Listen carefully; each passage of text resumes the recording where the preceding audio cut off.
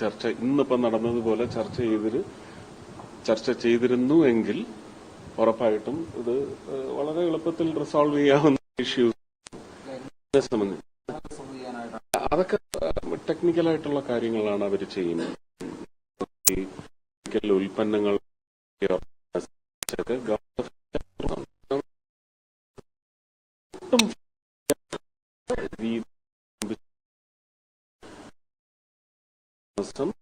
ഒരു ഡെലിവറൻസിൽ എന്താണോ ഒരു ഡെസിഗ്നേറ്റഡ് ഡെലിവറൻസ് അത് ഒരു വീഴ്ചയും വരാതെ പേഷ്യൻസിനൊന്നും ഒരു രീതിയിലും ഉപദ്രവം ഏൽപ്പിക്കാത്ത തരത്തിൽ റിവൈവ് ചെയ്യാനുള്ള എല്ലാ നിശ്ചയങ്ങളും ആയിട്ടുണ്ട്.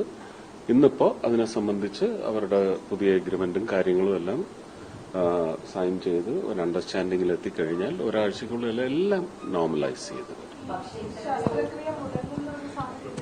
അല്ല ഈ പുറത്ത് അങ്ങനെ വന്ന അത്രയും വലിയ ഇഷ്യൂസ് ഇല്ല. ഉള്ളത് എല്ലാം റിസോൾവ് ചെയ്തിട്ടുണ്ട്, എല്ലാ തീരുമാനങ്ങളും ആയിട്ടുണ്ട്.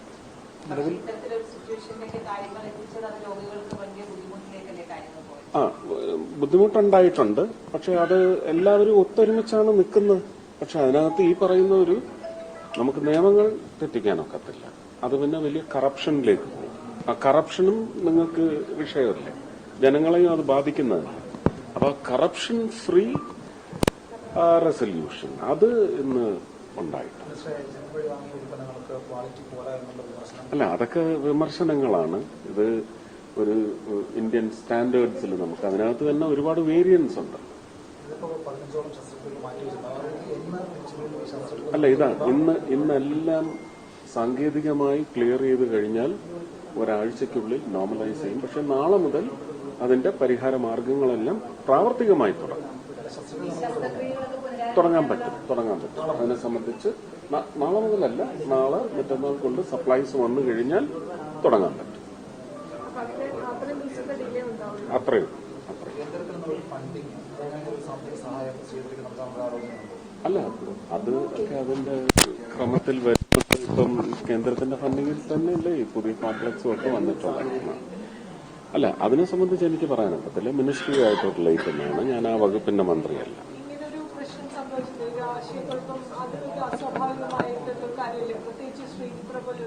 അങ്ങനെ അതുമൊക്കെ ചർച്ച ചെയ്തു. അതിനെ സംബന്ധിച്ചൊക്കെ ഒരു കോഡ് ഓഫ് കോണ്ടക്ട് ഒക്കെ അവര് ഒന്ന് റീവാമ്പ് ചെയ്യുന്നുണ്ട്.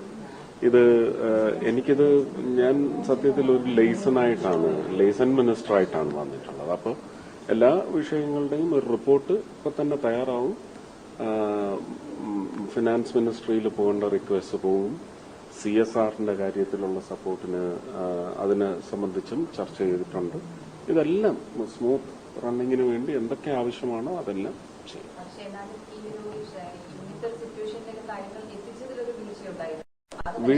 വീഴ്ചകൾ ഉണ്ടാവും. എവിടെയാണ് വീഴ്ചകൾ ഉണ്ടാകുന്നത്?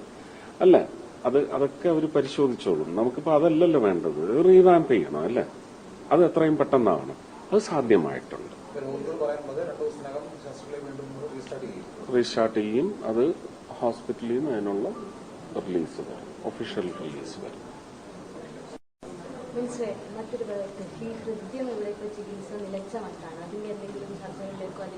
അതും ചർച്ച ചെയ്തിട്ടുണ്ട്. അത് ഞാൻ ആ റിപ്പോർട്ടിൽ വരുന്ന കാര്യങ്ങളെല്ലാം കേന്ദ്രമന്ത്രിമാരെ അറിയിക്കും. ഞാൻ ഡോക്ടർ വീണ ജോർജിനെയും ഞാൻ കാലത്ത് വിളിച്ച് സംസാരിച്ചിട്ടുണ്ട്. ആയുഷ്മാൻ ഭാരത്, അതിനകത്തുള്ള പെൻഡിങ് പേയ്മെന്റ്സിന്റെ കാര്യം എല്ലാം സംസാരിച്ചിട്ടുണ്ട്. ഹൃദയത്തിന്റെ എനിക്ക് തോന്നുന്ന ഏകദേശം സോർട്ട് ഔട്ട് ചെയ്തിട്ടുണ്ട്. ഒരു 8 ലക്ഷം രൂപയുടെ കാര്യത്തിലാണ് ഓഡിറ്റ് ഡിഫറൻസസ് ഉണ്ട്. അതും അവർ പരിഹരിക്കുന്നു.